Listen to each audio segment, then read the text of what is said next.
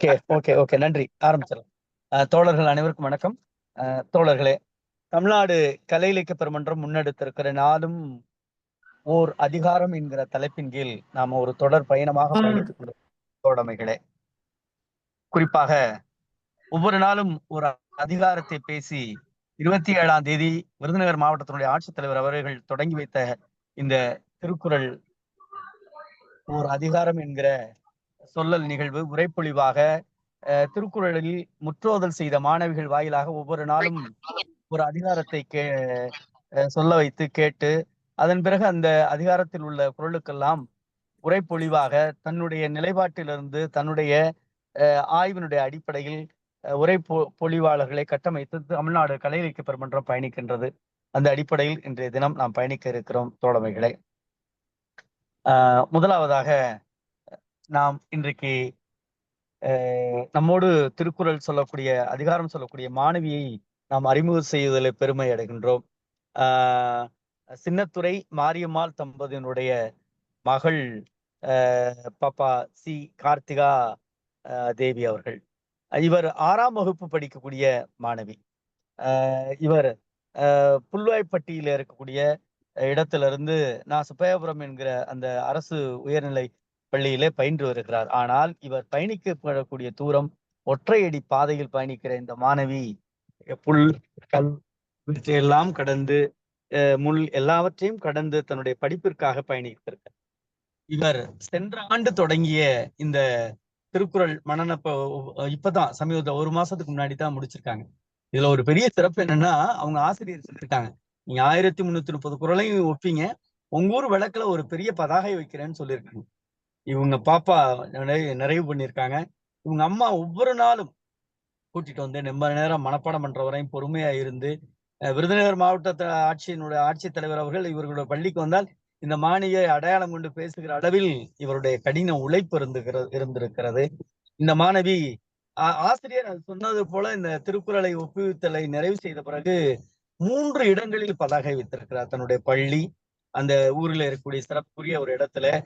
அவை மட்டுமல்லாமல் அந்த பள்ளி, அந்த மாணவியினுடைய ஊர், அந்த ஊர் போகக்கூடிய அந்த பாதையினுடைய விளக்கில வைத்திருக்கிறார். அந்த அடிப்படையில இந்த மாணவியினுடைய உழைப்பு கொள்ளத்தக்கது, பாராட்டத்தக்கது. அந்த அடிப்படையில் வளர்ந்து வரக்கூடிய நம்முடைய இந்த மாணவி அவர்கள் இன்றைக்கு எங்க இருந்து அவங்க பேச போறாங்கன்னா, கல்வி சுற்றுலா போயிருக்காங்க. பெங்களூரோட ரயில்வே ஸ்டேஷன்ல இருந்து பேச போறாங்க. பாருங்க, ஒவ்வொரு நாளும் ஒவ்வொரு இடத்துல இருந்து பேசுறாங்க.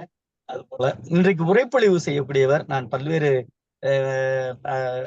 இதே போல இணைய வழியில நிறைய சொல்லியிருக்கேன். நான் இன்றைக்கு ஒரு ஆய்வாளராக ஆய்வுத்துறையில் முன்னெடுப்பதற்கும், பல்கலைக்கழக மானியக்குழு நிதி நல்கை பெற்று 12.5 லட்சம் அரசாங்கத்தினுடைய நிதி உதவி பெற்று ஆய்வு செய்வதற்கு காரணமாகவும் இருந்தவர். நான் பணி செய்யக்கூடிய கல்லூரியில் முதல்வராக இருந்த நானோ தொழில்நுட்பத்தில் இந்திய அளவில் விரல் விட்டு எண்ணக்கூடிய அளவில் இருக்கக்கூடிய இயற்பியல் துறை பேராசிரியர் அவர்கள் ஐயா சந்திரமோகன் ஐயா முதுமுனைவர். தன்னுடைய முதுமுனைவரை தைவானிலே படித்தவர். ரொம்ப எளிமையாக யார் உதவின்னு போனாலும் செய்யக்கூடியவர். பல்வேறு எங்க அழகப்பா பல்கலைக்கழகத்தோடு இணைந்த திருக்குறள் பன்னாட்டு கருத்தரங்கத்தை வெற்றிகரமாக நடத்தி உலக அளவில் இருந்து கிட்டத்தட்ட 60 பேராளர்களை வர வைத்து பன்னாட்டு நடத்திய அந்த கருத்தரங்கத்தினுடைய தலைவர், வணக்கத்துக்குரிய ஐயா சந்திரமோகன் ஐயா இணைந்திருக்கிறார்கள். அவரை தற்பொழுது பணி ஓய்வுக்கு பிறகும் ஸ்ரீ நாச்சியப்ப சுவாமி கலை மற்றும் அறிவியல் கல்லூரியில முதல்வராக பணியிலே இப்பொழுது இருக்கிறார்கள். அவர்கள் இன்றைக்கு உரைப்பொழிவு தர இருக்கிறார்கள். அவர்களையும் நம்முடைய தமிழ்நாடு கலை இலக்கிய பெருமன்றத்தின் சார்பாக மகிழ்வோடு அவர்களை நாம் அறிமுகம் செய்வதில் பெருமகிழ்ச்சி அடைகிறோம். வழக்கம் போல் நம்முடைய அரங்குல நிறைந்து இருக்கக்கூடிய பேராளர்கள் நிறைய பேர் இணைஞ்சிருக்காங்க. புதிய நண்பர்கள் நிறைய பேர் இணைஞ்சிருக்காங்க.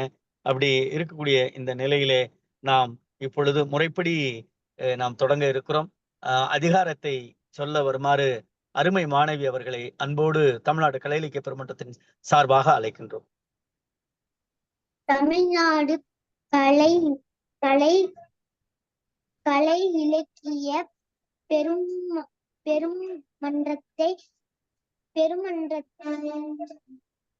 பெருமன்றத்தை சேர்ந்த அனைவருக்கும் வணக்கம். பற்றற்ற துறவிகளின் சிறப்பை பற்றி நீத்தார் பெருமை அதிகாரத்தில் திருவள்ளுவர் குறிப்பிடுகின்றார். 3வது அதிகாரம் நீத்தார் பெருமை. ஒழுக்கத்து நீத்தார் பெருமை விழுப்பத்து வேண்டும் பணுவல் துணிவு. துறந்தார் பெருமை துணைக்கூறின் வையத்து இறந்தாரை எண்ணி கொண்டற்று. இருமை வகை தெரிந்து ஈண்டரம் பூண்டார் பெருமை பிறங்கிற்று உலகு. உரனென்னும் தோட்டியான் ஓரைந்தும் காப்பான் வரனென்னும் வைப்பிக்கோர் வித்து. ஐந்தவித்தான் ஆற்றல் அகல் விசும்புளார் கோமான் இந்திரனே சாளுங்கரி. செயற்கரிய செய்வார் பெரியர் சிறியர் செயற்கரிய செய்களாதார். சுவை ஒளி ஊறு ஓசை நாற்றம் என்றைந்தின் வகை தெரிவான் கட்டே உலகு. நிறைமொழி மாந்தர் பெருமை நிலத்து மறைமொழி காட்டிவிடும். குணமென்னும் குன்றேறி நின்றார் வெகுளி கணமேயும் காத்தல் அரிது. அந்தணர் என்போர் அறவோர் மற்றெவ்வுயிர்க்கும் செந்தன்மை பூண்டல்களான். நல்லதோர் வாய்ப்பிற்கு மிக்க நன்றி. அருமைம்மா, அருமை.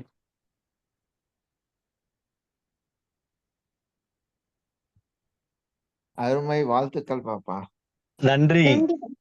அருமை குழந்தை சி கார்த்திகா அவர்களே. சின்னத்துறை மாரிமால் பெற்றெடுத்த அருமை பிள்ளை ராஜசேகர ஐயா ஆசிரியர்களுக்கும் அவரை சார்ந்திருக்கக்கூடிய அந்த பள்ளியினுடைய ஆசிரியருக்கு எவ்வளவு வாழ்த்துக்கள் சொன்னாலும் தகும். அந்த அடிப்படையில உங்களுக்கும் தமிழ்நாடு கலை இலக்கிய பெருமன்றத்தின் சார்பாக நெஞ்சம் நிறைந்த வாழ்த்துக்களையும் பாராட்டுகளையும் தெரிவித்து உரைப்பொழிவு தருமாறு என்னுடைய நெஞ்சம் நிறைந்த பேராசிரியர் காரைக்குடி தமிழ்நாடு கலை இலக்கிய பெருமன்றத்தினுடைய காரைக்குடி கிளையினுடைய தலைவர் ஐயா இப்ப கூட சமீபத்தோட நம்முடைய பொதுச் செயலாளரை வைத்து ஒரு மிகப்பெரிய கருத்தரங்கத்தை அவர் கல்லூரியிலே பாரதியினுடைய கருத்தரங்கத்தை நடத்தி இருக்கக்கூடிய நம்முடைய பேராசிரியர் அவர்கள் இப்பொழுது இந்த குறளுக்கான வான் சிறப்பு அதிகாரத்திற்கு நீத்தார் பெருமைக்கு உரை பொழிவு தருமாறு தோழமையுடன் கேட்டுக்கொள்கிறோம். அனைவருக்கும் வணக்கம்.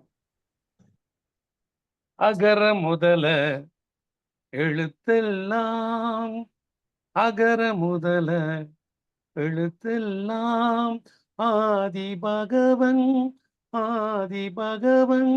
முதற்றே உலகு அகர முதல எழுத்தெல்லாம். போற்றுதலுக்குரிய தமிழ்நாடு கலை இலக்கிய பெருமன்றத்தினுடைய தலைவர், பொறுப்பாளர்கள், அங்கத்தினர்கள் அனைவருக்கும், இணையத்தில் இணைந்து இந்த உரையை செவிமடுக்க வந்திருக்கக்கூடிய அத்தனை பேருக்கும், குறிப்பாக மிகச் சிறப்பாக நீத்தார் பெருமை அதிகாரத்தினை முழுமையாக உள்வாங்கி ஒப்புவித்த செல்வி கிருத்தியா அவர்களுக்கும் அவருடைய ஆசிரியர் பெற்றோருக்கும் என்னுடைய பணிவான வணக்கத்தினை தெரிவித்து, இன்றைய பகிர்வாக நீத்தார் பெருமை பற்றிய அடியினுடைய சிந்தனையில் உதிக்கின்ற சில கருத்துக்களை பகிர்வதற்கு வாய்ப்பு தந்த மன்றத்திற்கு என் நெஞ்சார்ந்த நன்றிகளை சமர்ப்பிக்கின்றேன். இந்த முயற்சி தினம் ஒரு அதிகாரமாக 133 அதிகாரத்தை தமிழகத்திலே மட்டுமல்லாமல் உலகெங்கும் உள்ளவர்கள் கேட்பதற்கு ஏதுவாக இந்த அமைப்பை ஏற்படுத்திய தலைவர் அறம் அவர்களுக்கும், எங்களது கல்லூரி பேராசிரியரும் மாநில பொறுப்பாளராகவும் இருக்கக்கூடிய எங்களுடைய டாக்டர் கரு முருகன் அவர்களுக்கும், காரைக்குடி கலை இலக்கிய மன்றத்தின் அங்கத்தினர்கள் அனைவருக்கும் என்னுடைய நன்றி கலந்த வணக்கத்தை தெரிவித்துக் கொள்கின்றேன். அதாவது இந்த நீத்தார் பெருமை அப்படிங்கிறது ஒரு அற இலக்கியத்துல ஒரு மிகப்பெரிய ஒரு முக்கியமான ஒரு அதிகாரமாகும். அற இலக்கியத்துல பாயிரத்துல 4 முன்னோட்டமாக வரக்கூடியதிலே கடவுள் வாழ்த்து, வான் சிறப்பு, மூன்றாவதாக நீத்தார் அப்படி பெருமை, நான்காவதாக அரண் வழி இருத்தல். அப்ப இந்த பாயிரத்துல முக்கியமாக இதை சொல்ல வருகின்றதற்கு காரணம் என்ன? வருவார் வள்ளுவம் மிகப்பெரிய நூல். அதாவது இறைவனை பற்றிய தேடலைத்தான் கடவுள் வாழ்த்துன்னு சொல்றாங்க. அதே மாதிரி வான் சிறப்பு, இந்த இயற்கையினுடைய மனித இனம் உருவாகுவதற்கும் அது வாழ்வதற்கும் இன்றியமையாத ஒரு பொருளாக இருக்கக்கூடிய நீர், மழை பற்றிய முக்கியத்துவத்தை சொல்லுகிறது. அப்ப அடுத்தபடியாக மலையிலிருந்து வருகின்ற நீர் கரையாக ஆறாக சென்று எல்லோருக்கும் பயன்படும் வகையிலே இருப்பதற்கு கரைகள் தேவை. அந்த கரையாக அமைந்த மாந்தர்கள், அவர்களை பற்றிய ஒரு நினைவுகளை, தேடலை கொடுப்பதுதான் இந்த அதிகாரம். அதாவது ஒழுக்கம் அப்படிங்கிறது திணையை சார்ந்தது. அந்தந்த திணையிலே, அந்தந்த நிலத்திலே இருக்கக்கூடியவர்களுடைய அந்த ஒழுக்கத்துல நிறைவடைந்தவர்களாக பெருமை பேசுகின்ற வகையிலே வாழ்ந்தவர்கள்.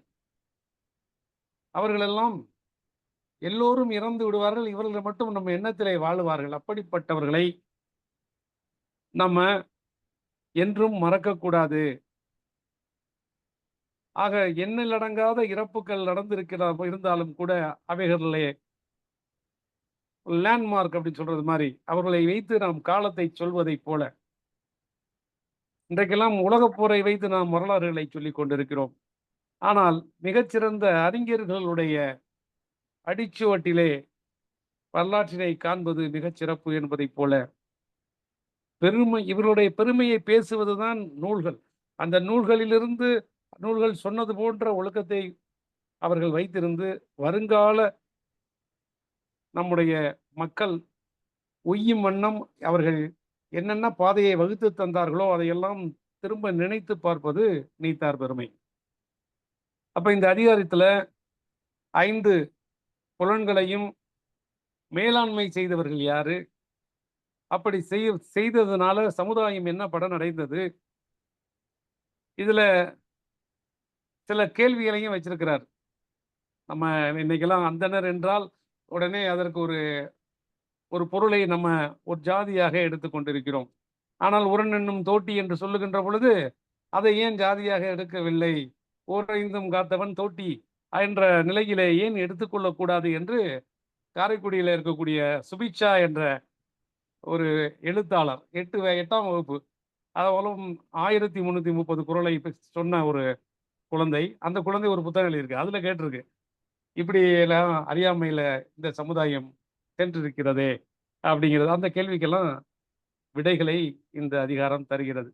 ஆக அவர்களை எப்படி கண்டுபிடிப்பது, சான்றோராக இருந்து இந்த கரையாக மனித குலத்திற்கு நீர் வழிப்படும் அந்த நீர் போகின்ற பாதைகள் எல்லாம் இந்த உயிர்கள் அப்படியே செல்லும், உயிரும் அதனுடைய பண்பு அதே தான். அதனால அந்த அப்படி போகின்ற பொழுது கரையாக இருந்த மாந்தர்களை பற்றிய ஒரு செய்தியாக இதை நம்ம பார்க்கின்ற பொழுது அப்படி வாழ்ந்தவர்களையே நம்ம அந்தனர் என்று சொல்லுகின்றோம், தோட்டி என்று சொல்லுகின்றோம் என்று சொல்லி இப்பொழுது ஒவ்வொரு குறளாக நாம் உன்னுடைய விளக்கத்தை பார்க்கின்றோம்.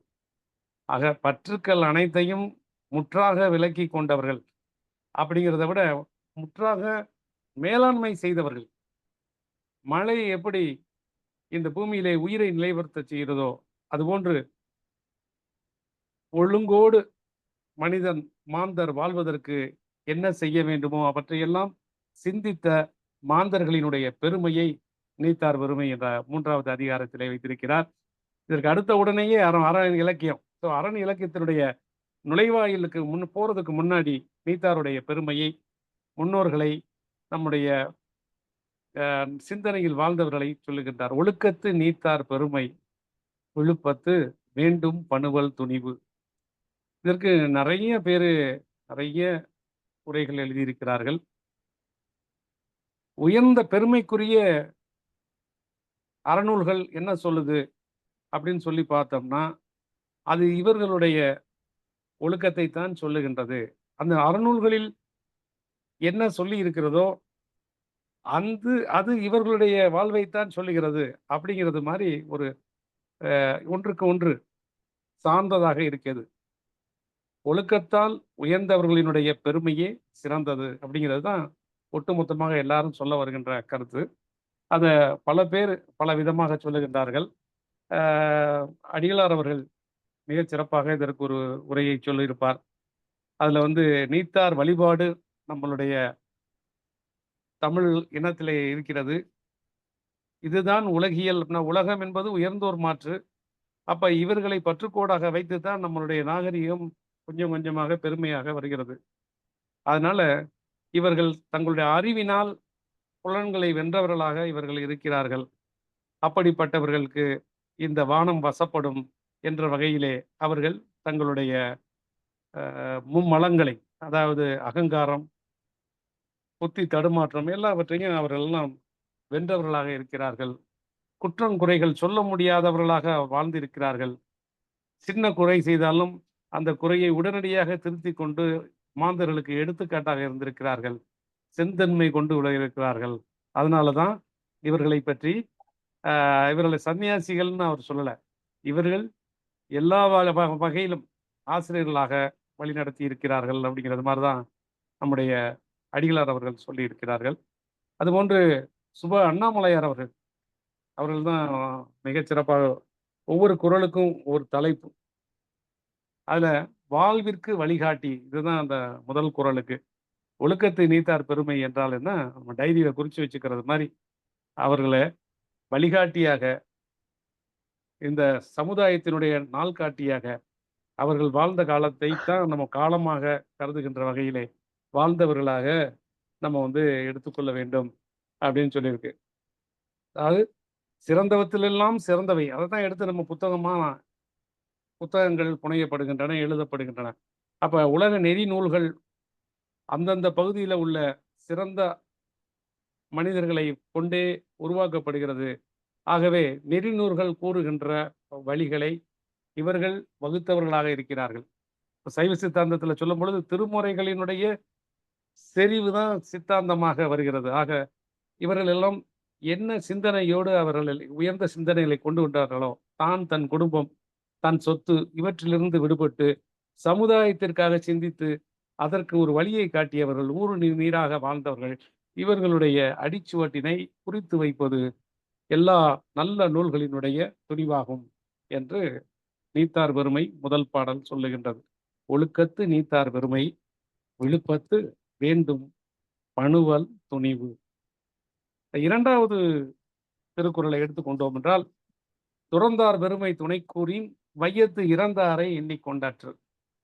நீங்க இப்படிப்பட்டவர்களுடைய பெருமையை நம்ம சொல்ல முயற்சித்தோம்னா அது ஒரு புத்தகத்துல சொல்ல முடியுமா? இப்படி நம்ம அப்படியே கார்ல் மார்க்ஸ் ஆரம்பிக்கிறோம், நம்முடைய Mahatma Gandhi, Bernard Russell, Bernard Shaw, அண்ணல் அம்பேத்கர், இப்படி நம்ம பட்டியலிட்டு அவருடைய பெருமையெல்லாம் சொல்லணும்னு ஒரு சின்ன புத்தகத்துக்குள்ள அடக்க முடியுமா? இது ரொம்ப ஒரு ஆங்கிலத்துல இம்பாசிபிள் டாஸ்க் அப்படிங்கிறது மாதிரி இவர்களுடைய பெருமையெல்லாம் சொல்லிக்கிட்டே இருக்கிறதுனா இறந்தாரை எண்ணிக்கொண்டற்று, இன்ஃபினிட்டி. அதாவது இதுவரைக்கும் இறந்தவர்கள் எத்தனை, பிறந்தவர்கள்லாம் இறந்துட்டாங்க, ஆனா எத்தனை தடவை பிறந்திருக்காங்க, எத்தனை பிறவி இருந்திருக்கிறது, வழி வழியாக எத்தனை பேர் வந்தாங்கிறதுக்கான ஒரு சூப்பர் கம்ப்யூட்டர் இன்னும் இல்லை. அதனால அந்த எண்ணிக்கை நம்மளுக்கு சொல்ல முடியாதது எப்படியோ அது போன்றுதான் இந்த மெய்யுணர்வு என்ற உயிருணர்வை பெறுவதவர்கள் மானுடம் என்பதை உள்வாங்கி கொண்டு அந்த மானுடத்தினுடைய பெருமைகளை எல்லாம் இன்றைக்கு இருக்கக்கூடிய நிலைக்கு கொண்டு வந்தவர்கள். அவருடைய வழிச்சுவட்டிலே நாம் வந்திருக்கிறோம் என்பதனால அவருடைய பெருமையை அவ்வளவு எளிதாக சொல்லிவிட முடியாது. ஆணையை பார்க்கறது மாதிரி ஒவ்வொருத்தருக்கும் அவங்க பார்த்த அந்த வாழ்க்கையை தான் கொடுப்பாங்க. அப்ப பலர் ஒரு மாந்தரை பற்றி நம்ம பேசுகின்ற பொழுதுதான் முழுமையாக அவர்களை பற்றிய முழு சிந்தனைகள் நம்மளுக்கு கிடைக்கும். அந்த வகையில துறந்தார் பெருமை, வாழ்தல் வேறு உயிரோடு இருத்தல் வேறு, இறந்தவர் கோடி வாழ்ந்தவர் கோடி. ஆனால் வாழ்ந்தவர்கள் நம் நினைவில் வாழ்ந்தவர்களாக எத்தனை பேர் இருக்கிறார்கள்? அவர்களுடைய பெருமையை நம்ம பேச முற்பட்டோம் என்றால் அது அவ்வளவு எளிதல்ல அப்படிங்கிறது தான் நீத்தார் பெருமை அதிகாரம் சொல்லுகின்றது. 2வது பாடம். இத துறந்தாரின் பெருமையை கூற இயலாது. அவ்வளவுதான். ரொம்ப எளிமையா. ஏன்னா அப்படிப்பட்டவர்களை இன்னைக்கெல்லாம் நம்ம வந்து மகாத்மா காந்தி மிகச்சிறந்தவர்னு சொல்றோம். ஆனா அவரை கொன்னவரையும் சிறந்தவர்னு சொல்ற கூட்டம் இருக்கு. அப்ப நம்ம வந்து துறந்தார் பெருமையை அவ்வளவு ஈஸியா சொல்லிட முடியாது. பல்வேறு மாந்தர்கள் பல்வேறு ஆங்கிள் ஒருத்தரையும் பார்ப்பாங்க.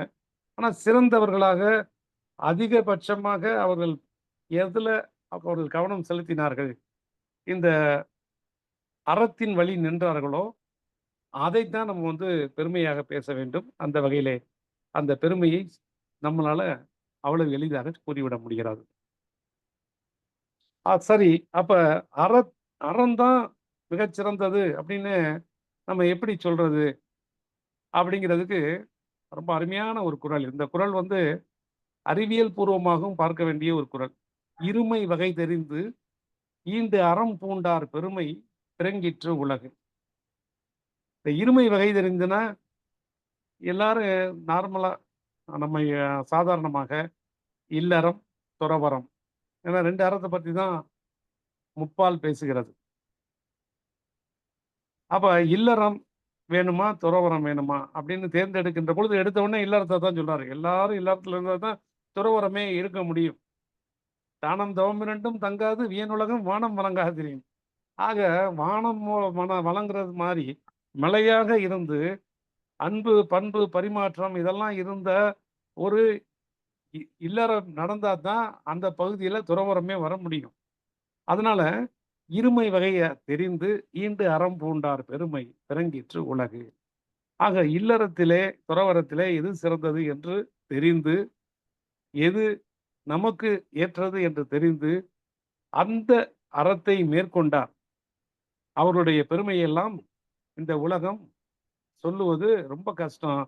அப்படி அதை உணர்ந்து அதன் பின்னாலே செல்ல வேண்டும் அப்படின்னு சொல்றாரு. ஆனா இந்த இதுக்கு வந்து அறிவியலார் என்ன சொன்னார்கள் என்றால், இருமை என்பது உலகத்திலே நிறைய இருக்கு. நன்மை தீமை. அதாவது 2 ஒன்றோட ஒன்று சேர்ந்தா 2. ஒன்றிலிருந்து 2 வந்தது. அப்புறம் 2லிருந்து தான் பல வகையான உறுப்புகள் உருவாகின்றன. நம்ம உயிர் செல்கள் கூட ஒன்றிலிருந்து அப்புறம் 2ஆக அப்படியே பெருகி தான் போகுது. அப்ப எண்ணற்ற உயிரினங்கள் உண்டானது ஒன்றிலிருந்து உருவானதா அல்லது இந்த ஒன்று இருமையாக எப்பொழுது வந்தது இதையெல்லாம் தெரிந்திருந்தால் டுவாலிட்டி ஒளி என்பது ஒரு துகளா அல்லது அலையா துகளாகவும் இருக்கிறது, அறையாகவும் இருக்கிறது. இந்த வகையை தெரிந்தவர்கள் அவர்களுடைய பெருமையை, ஐன்ஸ்டீனுடைய பெருமையை இன்று நம்ம போற்றுகின்றோம். அது மாதிரிதான் இந்த உலகம் யாரை அடிப்படையாக வைத்துக் கொள்கிறது அப்படிங்கிறதுனா அறமே விடுதலைக்கு வழி. அந்த அறத்தை சொல்லுகின்றவர்கள் யார்? யார் வகுத்தார்கள்? அந்த இலக்கணத்தை உண்டார்கள். எடுத்த உடனே அகர முதல எழுத்தெல்லாம் அகரம் என்ற வாய் அப்படி அகன்ற உடனே ஆ உண்டாகுது. அந்த ஆவிலிருந்து மற்ற எழுத்துக்களை உயிரெழுத்து, மெய்யெழுத்து, ஆயுத எழுத்து எழுத்து பிரித்து வைத்தவர்கள் யார்? அவர்கள்தான் ஆதியிலே பகுத்து பிரித்து தந்தவர்கள் யார்? அவர்கள் இறைவனுக்கு சமமானவர்கள் என்று சொல்லுகின்றதுனால அவர்களை அவருடைய பெருமையை இந்த உலகு என்றும் நினைக்க வேண்டும். அச்சிறப்பனை பெற்றதாக அமையும். உலகு பிறங்கிட்டுன்னா பெற்றது. அவருடைய பெருமையினாலதான் இதுக்கு பெருமை வருது. இருமை வகை தெரிந்து ஈண்டு அறம் பூண்டார் பெருமை பிறங்கிற்று உலகு. அதுக்கு உடல் மனம் 2 சாதனம் இருக்கு. உயிர் தான் எதையும் அறிகிறது. ஆனா இந்த 2 சாதனங்கள்லையும் இந்த அறிவு உணர்ச்சி இது 2ஐயும் வச்சு எதை நம்ம எந்த இடத்துல அதை காட்ட வேண்டும். இப்ப ஆண் அப்படிங்கிறவன் அறிவாகவும் பெண்ணை உணர்வாகவும் கொண்டது இல்லறம். ஆனா அன்பால் அரவணைப்பால் தாய் தன்னுடைய அதிகாரத்தையும் அவருடைய கண்டிப்பையும் வைத்து அன்பு செலுத்துவார் தந்தை. ஆக இதெல்லாம் கலந்ததாக இருக்கிறது. ஆகவே இருமை வகை தெரிந்து ஈண்டு அறம் பூண்டார் பெருமை பிறங்கிற்று உலகு. 2 பேரும் அந்த இருமையை நம்ம சரியாக புரிந்து கொள்ள வேண்டும். கடவுள், உயிர், இறை, உயிர் அப்படின்னு 2 பொருளா இருந்துச்சுன்னா இதை தெளிவாக தெரிந்து கொள்ள வேண்டும். அது இது மாதிரி நிறைய இருக்கு. நன்மையையும் தீமையையும் எடுத்து அதுல எது நன்மை தருமோ அதை நம்ம பயன்படுத்திக் கொள்வது நம்முடைய வாழ்க்கைக்கு நல்லது. அதனால இந்த உலகம் அதை வைத்துத்தான் உயர்கின்றது. சினர்ஜின்னு ஆங்கிலத்துல சொல்லுவாங்க. எல்லாரும் நல்லவங்களா தான் இருக்காங்க. ஏன் போர் வருது? எல்லாரும் நல்லவுதான். எல்லாரும் ஒண்ணா சேர்ந்தாங்கன்னா அந்த கூட்டு, நீங்க 10 ரூபா போடுறீங்க, நான் 10 ரூபா போடுறேன். 2 பேரும் சேர்ந்தா 20 வருது, 30 வரணும். அந்த 30 வர்றதுதான் இல்லறத்துல பாத்தீங்கன்னா குழந்தை வருகிறது. அது மக்கட்பேறாக அமைகிறதா? அது ரொம்ப முக்கியம். அப்ப நம்ம 2 பேர் கொடுத்த அந்த ஆற்றல் அதிகமாக மாற வேண்டும். அதுதான் அந்த இருமையிலிருந்து 3 வருகிறது, மும்மை வருகிறது. அப்ப இந்த வகை தெரிஞ்சிருச்சுன்னா நம்மளுக்கு உலகம் தொடர்ந்து வளர்ந்து கொண்டே போகும். எக்ஸ்பேண்டிங் யூனிவர்ஸ் தான் அறிவியல் சொல்லுகிறது. ஏன் உலகம் இருக்குன்னா எல்லாரும் ஆற்றலை கூட்டி கூட்டி நம்ம எல்லாரும் சேர்றோம். எவ்வளவுக்கு சேர்றோமோ அவ்வளவுக்கு ஆற்றலை இந்த உலகம் பெற்று விரிவடைகிறது. சிந்தனை விரிவடைகிறது. அகரத்துல ஆரம்பிச்சு வாயை நம்ம அப்படி அகல ஆரம்பிச்சோம். அப்படியே மிகச்சிறந்ததாக நிறைய வியக்கக்கூடிய வண்ணத்துல அப்படியே இந்த உலகத்தை நம்ம இல்லறம், துறவரம், காமம் எல்லாவற்றையும் கடந்து இந்த உலகத்தை வெளிநடத்துகிறோம். அடுத்ததான பாடல் யானைகள் பூட்டிய தேர். இங்கதான் உரன் என்னும் தோட்டியான் ஓர் ஐந்தும் காப்பான் வரன் என்னும் வைப்பிற்கு ஓர் வித்து.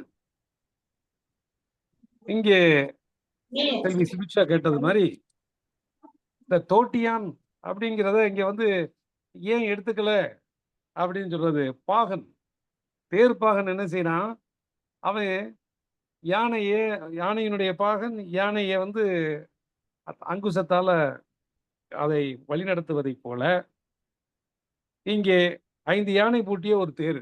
ஒரு யானை பூட்டிய தேரே ரொம்ப கஷ்டம், 5 யானை.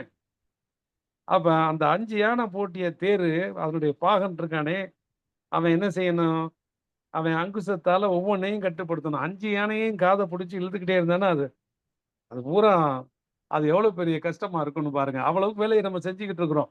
இந்த 5 புலனும் அதது தன்னுடைய வழியில போய்கிட்டு இருக்கு. அதை மேலாண்மை செய்ய வேண்டும். அப்ப அந்த மேலாண்மை செய்கிற வேலையை ஒரு பாகன் செய்கிறான். அப்ப அது எதை வைத்து செய்கிறோம்? உணர்வால் செய்கின்றோமா, அறிவால செய்கின்றோமா? அப்ப சான்றோர்கள் என்ன சொல்றாங்க, இதை எப்படி அடக்கி வைக்க வேண்டும், எப்படி அதை அதன் வழி போக்கிலே இருந்து அதை மேலாண்மை செய்ய வேண்டும் அப்படிங்கிறதெல்லாம் நிறைய நம்மளுக்கு இந்த குறள் போன்ற நெறிகளை தந்திருக்கிறார்கள். அப்ப கண், காது, மூக்கு இந்த எல்லாத்தையும் அறநெறியில் செலவு பண்றது அவ்வளவு எளிமையா? அப்ப உரன் என்னும் தோட்டியான் ஓரைந்தும் காப்பான் வரன் என்னும் வைப்பிற்கோர் வித்து. அப்ப இவர்கள் தான் வெற்றிக்கு இந்த மேலான ஒரு உலகத்தை, இந்த பூமியிலே, இந்த பூமி தான் சொர்க்கம், இந்த பூமியை யார் சொர்க்கமாக மாற்றுவார்கள் அப்படின்னு சொன்னாக்க இவர்கள் தான் மாற்ற முடியும். ஏன்னா ஒரு வித்து, அந்த வயலில் நல்ல வித்தை வச்சீங்கன்னா நல்லதா வளரும். இன்னைக்கு இதனுடைய சூட்சுமத்தம், இதனுடைய உள்ள ரகசியத்தை மக்கட்பேறு அதிகாரத்துல வள்ளுவர் சொல்லுவார். ஆக இந்த மிகச்சிறந்த பெரியோர்களுடைய வாக்குப்படி நாம் அவர்களை பிடித்து கொண்டு மேலே சென்று அதை ஒவ்வொரு முறையும் உரசி பார்த்து நமக்கு ஏற்றதை எடுத்துக்கொண்டு நம்ம மேலே வைக்கின்ற பொழுது அந்த வித்து நல் வித்தாக நல்ல ஒரு விருட்சமாக வளர்கிறது. ஆகவே யானைகள் பூட்டிய தேரினுடைய பாதுகாப்பாளனாக இவன் நம்முடைய மனம் அமைய வேண்டும். அப்படி அமைவதற்காகத்தான் உரன் என்னும் தோட்டியான் ஓரைந்தும் காப்பான் வரன் என்னும் வைப்பிற்கேர் வித்து. அதுவும் ஒரு உரம், அதுக்கு ஆற்றல் நிறைய தேவை. அந்த ஆற்றலை தரக்கூடியவர்கள் பெரிய சான்றோர்கள் வகுத்த நெறிப்படி நடக்கின்ற பொழுது ஆற்றல் வீணாகாமல் இருக்கும். இந்திரனையே சபித்தவர் அப்படின்னு அடுத்தது. ஆக ஒவ்வொரு குறளும் நம்மளுக்கு தரக்கூடிய சிந்தனை மிக பிரம்மாண்டமாக இருக்கு. இது ஒவ்வொரு குறளுக்கும் 1 மணி நேரம் பேசியிருக்கிறேன் நான். ஆனால் நம்ம முதல்ல நேரத்தை மேலாண்மை செய்வதற்காக நம்ம குறைவாகத்தான் நம்ம பார்த்துட்டே போறோம். அப்புறம் நேரம் இருக்கின்னு 1, 2 நம்ம நல்லா விரிவாக சொல்லலாம். அப்ப 5வது குறள். 5 அவித்தான் ஆற்றல் அகல் விசும்புலார் கோமான் இந்திரனே சாலும் கரி. இதைத்தான் நிறைய பேர் எடுத்துக்கொண்டு இந்த இலக்கியத்திலே இந்திரனை பற்றி எல்லாம் பேசி இருக்கிறார் அப்படின்னு சொல்றாங்க. அதாவது பரிமேலழகர் இதுக்கு உரை சொல்கின்ற பொழுது சொல்லுகிறார், தான் 5 அவித்திருது சாபமெய்தி நின்ற அவித்தானது ஆற்றலர்க்கு ஆற்றத்தினால் இருப்பதனால் இந்திரனே சாலும் கரி என்றார் அப்படின்னு சொல்றாரு. ஐம்புலன் அப்படிங்கிறதுக்கு மெய்வாய் கண் மூக்கு செவி ஐம்பொறிகள். சரி, அதன் வழியாக மனத்திலே தோன்ற ஆசைகளுக்கு தேவாதி தேவன் இருக்கிறானே, ஆரிய புராணங்களினுடைய இந்திரன் தன் நிலை தடுமாறுகின்ற பொழுது முனிவர்களாலும் பிறராலும் சபிக்கப்படுகிறான் அப்படின்னு புராண செய்தியில் இருக்கிறது. அப்ப ஐம்புலன் அடக்கத்திலே இல்லாவிட்டால் இந்திரனுக்கு நேர்ந்த கரி உனக்கும் ஏற்பட்டுங்கிறார். 5 அவித்தான் ஆற்றல் அகல் விசும்புலார் கோமான் இந்திரனே சாலும் சரி கரின்னு சொல்றாரு. இவங்க எல்லாரும் நினைச்சுக்கிறாங்கன்னா உயர்ந்த வழியில நின்ற இந்திரனை பற்றி நினைக்கிறார்கள்னு நினைச்சிட்டு பொருள் சொல்றாங்க. ஆனா உண்மையில அங்கே ஒரு இகழ்ச்சியை தான் கொடுக்கிறார். இந்திரன் ஒரு நம்முடைய 5 திணைகளில ஒரு ஒரு நல்ல நிலையில இருந்து போற்றப்பட்ட ஒருவன். ஆனா அவன் இந்த புலன் தடுமாறியதுனால அவன் என்னக்கிறான், நிறைய சாபங்களுக்கு அவன் ஆட்கொள்ளப்படுகின்றான். நம்ம பொறி வழியிலேயே நம்ம வாழ்ந்திருந்தோம் என்றால் அது நம்மை எவ்வளவு உயர்ந்த செல்வம் இருந்தாலும் அத்தனையும் நம்மள்ட்ட இலக்க வைத்து விடும். அத இந்திரனைய கௌதம முனிவர்னு ஒருத்தர் இருந்தார். கதை என்னன்னா, அவருடைய மனைவி அகலிகை, அவள் நல்லா அழகியாக இருந்ததுனால தேவேந்திரன் ஒரு நாள் நடுநிசியில முனிவருடைய ஆசிரமத்திற்கு வருகிறான். என்ன செய்யறான், கோழி போல கூவுறான். முனிவர் உடனே எந்திரிச்சு அவர் பாட்டு ஆற்றங்கரைக்கு போயிட்டாரு. தேவேந்திரன் அவரோட வடிவத்துல போய் அகலியை கலக்கிறான். இதனால முனிவர் வந்தது கோபம், எழுந்தது சாபம், உடம்பெல்லாம் பெண் அடையாளத்தை பெரும்படியாக இந்திரனை சவிக்கின்றார். இதுதான். ஆக இதை நம்ம அதை தெரிந்து அது நம்ம அத்தனை பேருக்கும் தெரிந்த கதையாக இருப்பதனால அதை அந்த இடத்திலே சொல்லுகின்றார். 5 அவித்தான் ஆற்றல் அகல் விசும்புலார் கோமான் இந்திரனே சாலும் கரி. அதனால புலன்களை அடக்காமல் அதன் வழியாக நம்ம அப்படியே எல்லா ஒழுக்கத்தையும் மேற்கொண்டோம் என்றால் அதனால் துன்பங்கள் சேரும். அதனால மேலாண்மை செய், உன்னுடைய புலனை நீயே மேலாண்மை செய். களவும் கற்று மற. அந்த மரத்தலுக்கான உபாயங்களை பெரியவர்கள் என்ன சொல்லுகின்றார்களோ அதன்படி கேடு. இல்லாவிட்டால் உனக்கு அழிவும் சாபமும் நிச்சயமாக கிடைக்கும். அப்படிங்கிறது தான் இந்த 5வது குறட்பா இந்த அதிகாரத்திலே சொல்லுகின்றது. 6வது குறட்பா குணம் என்னும் குன்றேறி நின்றார் வெகுளி கணமேயும் காத்தல் அரிது. இப்போ மிகச்சிறந்த ஒரு நிலையில் தெரியாது அடங்கியான் தோற்றம் மலையினும் மான பெரிதென்பார் வள்ளுவர்.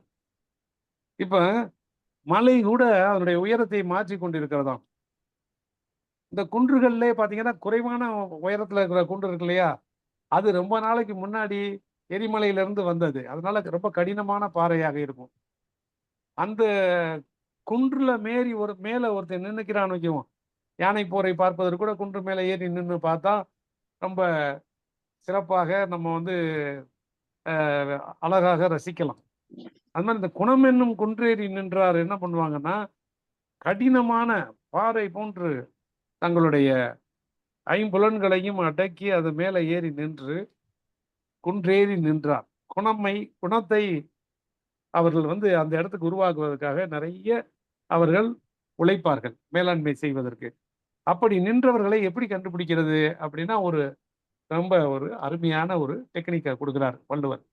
யாராவது இருந்தாங்கன்னா, எங்க அப்பா அப்படி பேசிட்டாரு அப்படின்ட்டு சில பேர் என்ன பண்ணுவாங்கன்னா வருஷம் பூரா பேசாம இருப்பான். அப்பா வந்து அடிச்சிருவாரு ஏதாவது தப்பு செஞ்சிட்டோம்னா. இரவு படுத்திருக்கும் பொழுது நம்மளை அறியாம அப்படியே வந்து அப்படியே அவரை நம்ம தட்டி கொடுத்து கண்ணீரை துடைத்து வைத்துவிட்டு ஒரு அரவணைப்பு கொடுத்து ஒரு முத்தமிட்டு விட்டு போனது நம்மளுக்கு தெரியாது. அந்த கோபம் உடனே போயிடும். ஆனா நம்மளுக்கு சின்ன பிள்ளைக்கு என்னன்னா நம்மள அடிச்சிட்டாரேன்னு நினைச்சுக்கிட்டு ரொம்ப நாளா பேசாம இருப்போம். அந்த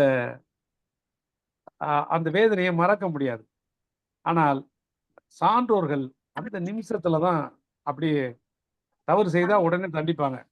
அந்த செயலுக்கு தான் அவர்களுடைய தண்டனையை ஒழிய நம்மளுக்கு கிடையாது. அது யாரா இருந்தாலும் சரிதான். ஆனால் இந்த காலத்துல அப்படி கிடையாது. நிறைய இதற்கு வந்து உரை எழுதுபவர்கள்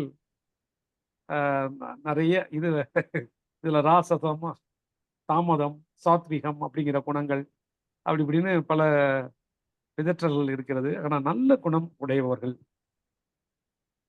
அவர்கள் சான்றோர்களை எப்படி கண்டுபிடிக்கலாம்னா கோவப்படுவாங்க. ஆனா ரொம்ப குறைவான கோவமே இல்லாதவங்க அப்படிங்கிற மாதிரி அப்படியே எல்லாத்தையும் ஒரு சவம் மாதிரி இருப்பார்கள்னு அவர்களுக்கு முன்னாடி போய் நம்ம எல்லா தவறுகளையும் செய்து கொண்டு இருந்தோம்னா அதை பொறுத்து கொண்டிருப்போம். கடவுளுங்கிற இதுக்கு கூட அந்த பண்பை கொடுப்பதில்லை. ஆனா நம்ம பார்க்குறோம் கடவுள் சிலைக்கு முன்னாடி இருந்துட்டு தவறு செய்கிறார்கள், கோயிலுக்குள்ள தவறு செய்கிறார்கள். அதெல்லாம் தவறு. ஏன்னா கோபம் எல்லாத்துக்கும் வரும். கடவுள் நிலையில இருந்தாலும் அவங்களுக்கும் வரும். ஐம்புலன்களை அடக்கியவர்களாம் கோபம் வரும். ஆனா எவ்வளவு நேரம் நிக்குது? உடனே அரவணைத்து அவர்களை நல்வழிப்படுத்துவது நல்ல குணத்தில் நல்ல ஆசிரியர்களுடைய தன்மையாகும். எங்க எல்லாம் ஒரு ஆசிரியர் இருந்தாரு. அவரு தலையில அப்படி சுண்டுவார். முத்துன தேங்காய் இது அப்படிம்பாரு. தமிழ் ஆசிரியர் அவர். அப்போ அதற்கப்புறம் என்னுடைய மகளை அழைத்து கொண்டு போய் தமிழ் சரியா வரமாட்டேங்குது, நீங்க ஒரு சுண்டுங்க அப்படின்னு. சிச்சி பாவம் குழந்தைய எப்படிப்பா பண்ண முடியாது? நீ அந்த காலத்துல என்கிட்ட படிப்பு வரல உனக்கு சொன்னேன் அப்படின்னாரு. அதனால அவர்கள் எல்லாம் வந்து நல்ல எண்ணத்தோடு நம்மளை வளர்ப்பதற்காக இந்த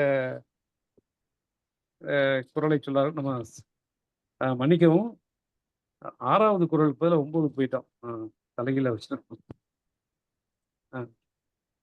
6வது குறள் என்ன சொல்லுதுன்னா, செயற்கரிய செய்வார் பெரியர், சிறியர் செயற்கரிய செய்கலாதார். இந்த பெரியார்களை அடையாளம் காண்பதற்கான யுத்தியை 6வது குறள்ல இருந்தே சொல்லிக்கிட்டே வர்றார்.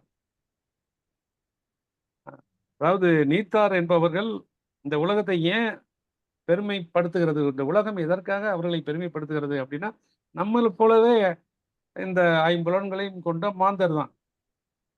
நம்மளால என்ன செய்ய முடியல, ஒவ்வொரு குடும்பத்தை விட்டே வெளியில வரல. கணவன் மனைவிக்குள்ள ஒரு பிரச்சனை.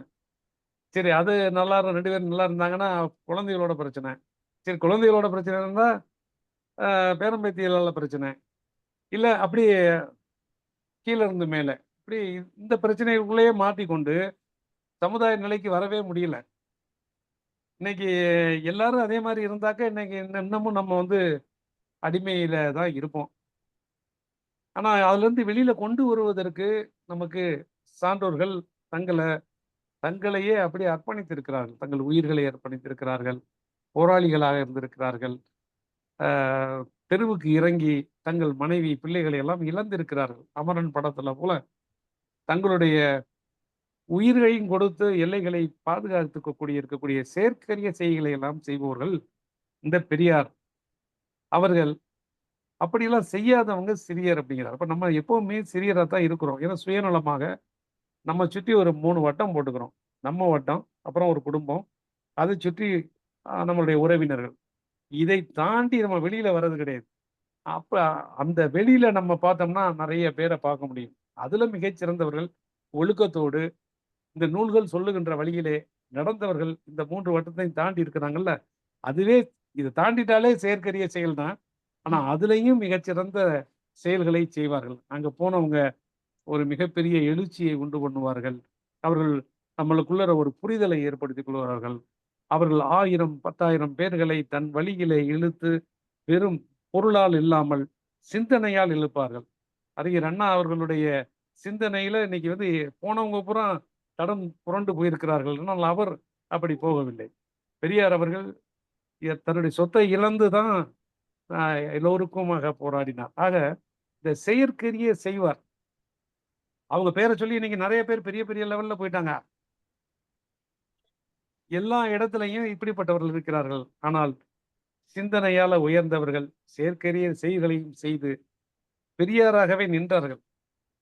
காமராஜர் வந்து துண்டை தூக்கி இந்த பக்கம் போட்டிருக்காருன்னா சட்டையில உள்ள கிளீஸ் எல்லாம் மறைக்கத்தான் போட்டார். அந்த லெவலுக்கு ஒரு முதலமைச்சராக இருந்தவர். இயல்பாக, அதாவது 15 பேருக்கு தான் இடம் இருக்கு, அதை என்ன மாற்றி யோசி, எப்படி இன்னும் 15 பேருக்கு எப்படி இடம் கொடுக்கலாம், ஈவினிங் காலேஜ் ஆரம்பி, ஷிஃப்டை உண்டாக்கு, இப்படியெல்லாம் சிந்திச்சு, அதுவும் 1 மணி நேரத்தில். இன்னைக்கெல்லாம் போயிட்டு வாங்கன்னு சொல்லிட்டா ஒரு கிளார்க்கு 4 நாள் எடுத்துக்கிறான் அந்த ஃபைலை ஃபாலோ பண்ணுறதுக்கு. ஆனால் ஒரு பாலிசி டிசிஷனை வந்து எடுத்துட்டு 1 மணி நேரத்தில் அவரே நேரடியாக ஃபோன் செய்து அப்போ இருந்த ஒரே இதுதான். இன்னைக்கு வந்து இமெயில் இருக்கு, இமிடியேட்டாக நம்ம உடனடியாக தொடர்பு கொள்ளக்கூடிய தகவல் தொழில்நுட்ப வசதி இருக்கிறது. இருந்தாலும் செய்கின்ற மனம் இல்லை என்பதனால அந்த கண்ணீர் துடைக்கிறதுக்கு 1 மாசம் ஆகுது. அந்த வகையில செயற்கரிய செய்வார் பெரியார். காமராஜரை போல அவர்கள்ட்ட இருக்கக்கூடிய ஆற்றலை வைத்து மிகச்சிறந்த செயல்களை செய்கின்றவர்கள். அப்படி செய்யாதவர்கள் செயற்கரிய செய்களாகாதவர். அவர்கள்லாம் சிறியர். அதனால பதவியால நம்ம வந்து பெரியார் சிறியார்னு பார்க்கறது கிடையாது.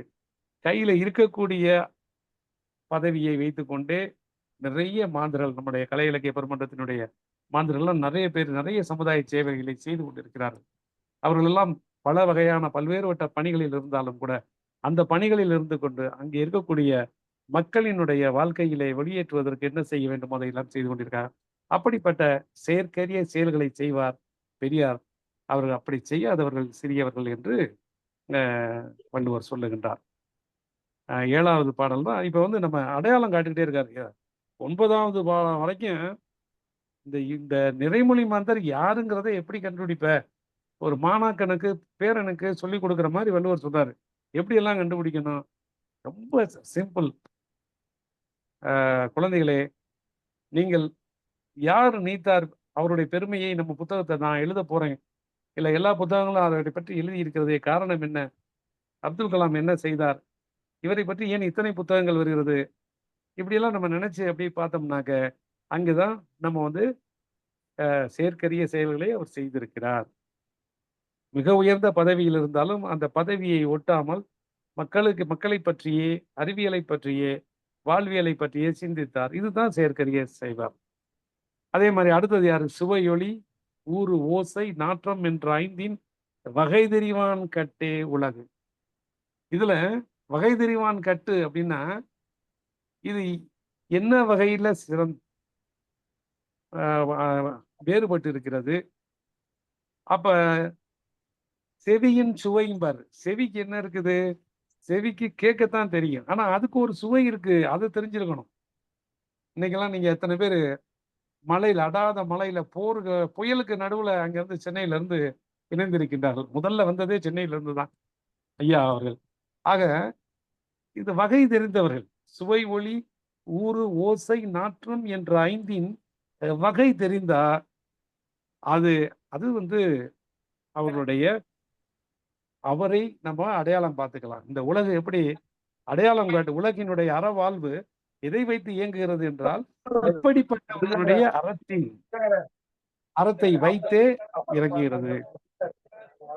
ஆக அடுத்ததாக 8வது திருக்குறள், நிறைமொழி மாந்தர் பெருமை நிலத்து மறைமொழி காட்டிவிடும்.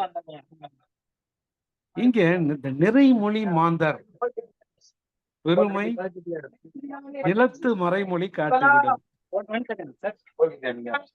அப்ப யாரோ கொஞ்சம் மைக்க மியூட் பண்ணீங்கன்னா நல்லா இருக்கும். ஏன்னா நான் செல்போன்ல இருக்கிறதுனால யாரையும் மியூட் பண்ண முடியல. ப்ளீஸ் கொஞ்சம் மைக்க மியூட் பண்ணுங்க. பேசிக்கிட்டே இருக்கீங்க, கேக்குது.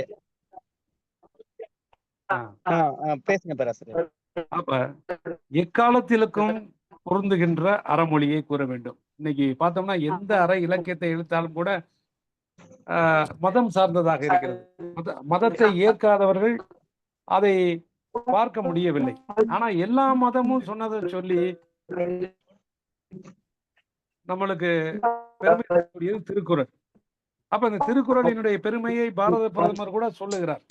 அப்படிப்பட்ட மொழி இந்த நாட்டிலே இருக்கிறது அப்படிங்கிறத நம்முடைய உலகத்துல உள்ள எல்லோரும் ஏற்றுக்கொள்கின்றார்கள். அப்ப இந்த நிறைமொழி மாந்தர் வள்ளுவர் போன்ற பெரிய நிறைமொழி மாந்தர்களுடைய பெருமை நிலத்து மறைமொழி காட்டிவிடும். அப்ப இந்த நிலத்துல இருக்கக்கூடிய ஒரு நூல் போதும். இந்த மறைமொழியாக இருக்கக்கூடிய இந்த திருக்குறள் தமிழனுடைய பெருமையை, செம்மொழி தமிழை உலகெங்கும் அதனுடைய பெருமையை பேற்றுவதைப் போல இந்த நிறைமொழி மாந்தருடைய பெருமை அந்த நிலத்தில் இருக்கக்கூடிய அவர்கள் வாழ்ந்ததற்கு பின்னால் வாழ்ந்து கொண்டிருக்கக்கூடிய அறநெறி மொழிகளையே காட்டும். மந்திரம் என்பதற்கே அதை தான் சொல்லுவார் தொல்காப்பியத்துல. அப்ப பெரியார் பெருமையை இந்த அந்த அதனுடைய அந்த அந்த ஊர்ல அல்லது அந்த பகுதியில அந்த நிலப்பகுதியில அவர்களுடைய வாழ்ந்த வாழ்க்கையே நிறைமொழியாக அந்த மக்கள் போற்றுவார்கள். இப்போ அதை வச்சே நம்மளால நாட்டுப்புற பாடல்கள்ல சில பேரை பற்றி எல்லாம் வரும். அது மாதிரி மிகச்சிறந்த பெரியோர்களை பற்றிய நேரடியாக அந்த பெரியோருடைய பெயர் இல்லாவிட்டாலும் அவர் சொன்ன வாக்குகளை நம்ம அப்படியே ஏற்றுக்கொண்டே வருவோம். பெர்னார்ட் ரசல் சொல்றாரு, மேல இருந்து வானத்துல இருந்து ஒரு மனிதன் அங்க போயிட்டு அங்கிருந்து கீழே பாக்குறான்னா அந்த அண்டங்கள்ல இருக்கக்கூடிய நட்சத்திரங்கள் அதனுடைய பெரிய பெருமை, அதனுடைய மதிப்பு, அதுல இருக்கக்கூடிய ஆற்றல் அதெல்லாம் பார்க்கல பூமி ஒரு சின்ன ஒரு புள்ளி மாதிரி தெரியும். அது ஒரு சின்ன புழுவாக, ஒரு எறும்பாக அல்லது ஒரு அணுவாக தெரியும். இதுல நம்ம மனுஷன் எங்க இருக்கிறான், அவனை பத்தி எப்படி தெரியும் அப்படின்னு சொல்லி கேட்பாரு. ஆனா அப்படி சொல்லுகின்ற பொழுது அதற்கு ஒரு பெருமையை உண்டாக்கக்கூடிய ஒரு இந்த உயிரினத்தினுடைய பெருமையை உண்டாக்கக்கூடிய ஒரு மிகப்பெரிய ஒரு கவனிப்பை உருவாக்கக்கூடிய ஒரு ஒளியை, ஒரு புத்தொளியை இந்த பூமி தந்து கொண்டிருக்கிறது. அது பச்சை நிறமாக அப்படி தெரியும். அந்த ஒரு புள்ளியை பார்த்தோம்னா அந்த பூமி தெரியும், அவ்வளவுதான். ஆனா அதுக்குள்ளற இத்தகைய நூல்கள் இருக்கின்றன, எவ்வளவு மாற்றங்கள் நிகழ்கின்றன. திருடனாக இருக்கின்றவன் பேரறிஞராக மாறுகிறான். அப்படி ஒரு மாற்றத்தை உண்டு பண்ணக்கூடிய நிகழ்வுகள் எல்லாம் நடக்கக்கூடியதாக இந்த சின்ன பூமி ஒரு புள்ளி அமைந்திருக்கிறது. அதனால அது பெருமை பெறுகிறதுன்னு நம்முடைய ரசல் அவர்கள் சொல்லுவார்கள். அதைத்தான் இந்திய நாட்டு அறிஞர்கள் நிறைய பேர் அதை எடுத்துட்டு சொல்றாங்க. ஆனா அதுக்கு முன்னாடியே வள்ளுவன் அதை சொல்லிட்டான். வள்ளுவன் அத்தகைய மாற்றத்திற்கான களமாக ஒரு வகுப்பறையாக இந்த பூமி திகழ்வதால் தான் இந்த நிலத்திற்கு பெருமை. அப்படி அது மாதிரி நிறைமொழி மாந்தர் பெருமை நிலத்து மறைமொழி காட்டிவிடும். அப்படி இந்த பெருமையை இந்த உலகம் பேசுவது வகையாக இந்த பூமிக்கு பெருமையை உண்டு பண்ணுகிறது, அந்த நிலத்துக்கு பெருமையை உண்டு பண்ணுகிறது அப்படின்னு சொல்லி ஒரு லேண்ட்மார்க், ஒரு அடையாளமாக நம்மளுக்கு இந்த மாந்தர்கள் இருக்கிறார்கள் என்பதை மீண்டும் சொல்லுகின்றது. இப்ப அடுத்ததுதான் குணம் என்னும் குன்றேறி நின்றார் வெகுளி கனமேயும் காத்தல் அரிது. இந்த குணம் என்பது குன்று, மலை கூட மாறி போயிடும். உயரம் பார்த்தீங்கன்னா உலகத்திலேயே உயரமான மலை இமயமலை, மவுண்ட் எவரெஸ்ட். ஆனா அது பனிக்காலத்துல ஒரு உயரம் இருக்கும், வெயில் காலத்துல ஒரு உயரம் இருக்கும். பனிக்காலத்துல உடஞ்சிரும், ரொம்ப அதிகமா வெயிட், அதனுடைய அந்த ஐஸ் பனியோட வெயிட் ஜாஸ்தியா இருக்கும் போது உடஞ்சு அவலாஞ்சி மாதிரி பெரிய ஐஸ் பெருக்கு உண்டை பண்ணி அந்த உயரம் குறைஞ்சிடும். அறிஞர்கள் என்ன சொல்றாங்கன்னா, இந்த டிசம்பர் மாசத்துல அது 8900 போய் 8400 அடி உடஞ்சிடுமா, உடஞ்சி 8500 சொச்சமா வந்துடும். பக்கத்துல இருக்கிற கேட்டுன்னு ஒரு இது இருக்கு இமயமலையில, அந்த சிகரம் எவ்வளவு வரும்னாக்க சாதாரணமா 800 500 தான் இருக்கும். ஆனா இப்ப 800 700 வரைக்கும் ஓடியாந்துரும். அப்ப இந்த உயரமான புள்ளி அப்படிங்கிறது இமயமலையில மாறிக்கொண்டே இருக்கும். எவரெஸ்ட் கொஞ்ச நேரம், மவுண்ட் K2 கொஞ்ச நாள் மாறி மாறி நம்முடைய பதவியில மகாராஷ்டிரா முதல்வர் மாதிரி, முதல்வர் துணை முதல்வர் அப்படி மாறுகின்ற மாதிரி அங்கே மவுண்ட் எவரெஸ்ட்ல நடந்துகிட்டு இருக்கு. ஆக இமயமலை உயரமான மலையில இந்த பிரச்சனை இருக்கு. ஆனா குன்றுகள் அப்படி கிடையாது, குன்றுகள் அவ்வளவு ஈஸியா மாறாது. இன்னொன்னு இமயமலை பாத்தீங்கன்னா நம்மளுடைய நிலத்தகடு அது கொஞ்சம் கொஞ்சமா ஏற்படுகிறது. பூமியினுடைய சுழற்சியினால நிலத்தினுடைய பல்வேறு தகடுகள் ஒன்றோடு ஒன்று உராய்ந்து மேலே எந்திரிச்சது தான் இமயமலை. அப்ப அந்த இமயமலை 4 வருஷத்துக்கு ஒரு 1.1 மீட்டர், அதாவது கிட்டத்தட்ட ஒரு 10 சென்டிமீட்டர் வரைக்கும் அது வருஷத்துக்கு மேல ஏறிக்கிட்டே போகுது. அப்ப உயரம் மாறிக்கொண்டு இருக்குது. இப்ப பாருங்க, அ இந்த நிறைமலி மாந்தர் என்று ஒரே மாரி இருப்பாங்க. அவங்க தங்கள்ல கொண்ட கொள்கையில உறுதியாக இருப்பார்கள். அப்படிப்பட்ட குணம் என்னும் குன்றேறி நின்றார்கள். இந்த குன்று நீங்க முதுமலை அப்படின்னு பேரு. எதுக்கு? இந்த வேதராணியத்த. விருதாச்சலத்துக்கு திருமுதுகுன்றம்னு பேரு. ஏன்னா உயரம் கம்மி தான். ஆனா அங்க அந்த ஜியாலஜிக்கல் சர்வே அவங்க எடுத்ததுல கடினமான பாறைகள் உள்ள ஏரியா அது. ஆக சின்ன குன்றுகள் எல்லாம் கடினமானதா இருக்கும். தென் மாவட்டத்துல இருக்கக்கூடிய நம்மளுடைய மலைகள் பூராமே ரொம்ப காலத்தினால் முற்பட்டவை. அதனாலதான் இங்க உள்ள நம்ம முதல் உயிரினமாக தமிழர்கள் இருப்பதற்கான வாய்ப்புகள் அதிகம் அப்படின்னு சொல்றது. ஆக இங்க உள்ள மலைகளே அதை காட்டி விட்டுரும். அப்ப அந்த குன்று ஏறி நின்றவர்கள் இருக்கா இல்லையா? இப்ப இந்த மாதிரி ஒரு செம்மொழி அந்தஸ்து இருக்கக்கூடிய மொழியில இருக்கக்கூடிய மிகச்சிறந்த அறிஞர்கள் கணியன் பூங்கொன்றனார் சொன்னாரா இல்லையா? யாதும் ஊரே யாவரும் கேளீர். இதுதான் நம்மளுக்கு இந்த உலகத்தினுடைய மாந்தர்களுக்கான ஒரு சொல்லாக ஒரு தலைமை இடத்துல யுனெஸ்கோல போய் வைக்கிறது மாதிரி இருக்குது. நீர் வழிப்படும் அப்படின்னு அந்த காலத்திலேயே நீரை கவனித்து அது போகின்ற பாதையிலெல்லாம் போகின்றது போல இந்த சமுதாயம் போய்கொண்டிருக்கிறது என்பதை கண்டறிந்து சொன்னது தமிழன். அந்த வகையிலே குணம் என்னும் குன்று ஏறி நின்று அவர்கள் அப்படி இருந்தவர்கள் கோபத்துல கொஞ்ச நேரம் சொல்லுவாங்க. ஆனா உடனடியாக அதை கொஞ்சம் கன நேரம் கூட, ஒரு செகண்ட் கூட இருக்காது, உடனே சிரிச்சு அப்படியே அரவணைச்சிருவாங்க. அப்படிங்கிறது துர்வாச முனிவர் கோபம் அப்படிங்கிறது மாதிரி நிறைய பிரச்சனைகளை உள்றவன்றது மாதிரி இருக்காது. நல்ல ஒரு சான்றோராக இருக்கக்கூடியவர்களுடைய குணம் எப்படி இருக்கும்னா, நல்ல குணம் சான்றோர் இவர் அப்படின்னு சொல்வதற்கு அவர் கோபத்தை கொஞ்சம் காட்டுவார். ஆனா அதை ரொம்ப நேரம் நீடிக்க வைக்க மாட்டார். அதை மேலாண்மை செய்து விட வளர்ப்பார்கள். இது ஒரு கருவியாக இப்ப அந்த 6ல இருந்து 9வது பாடல் வரைக்கும் ஆள வேண்டியவன் எப்படி இருக்க வேண்டும், அறத்தினுடைய முக்கியமான பண்பு என்ன, செயலே வாழ்வு என்று வாழ்வான், அவன் யாருக்கும் அடிமை இல்லாமல் இருப்பான், காலத்தை வென்ற நூலை சொல்லக்கூடியதாக நிறைமொழி மாந்தர் பெருமை இருக்கும். அப்ப குணம் உள்ள இடத்தில் கோபம் ரொம்ப நேரம் நிற்கவே முடியாது, தங்கவே முடியாது.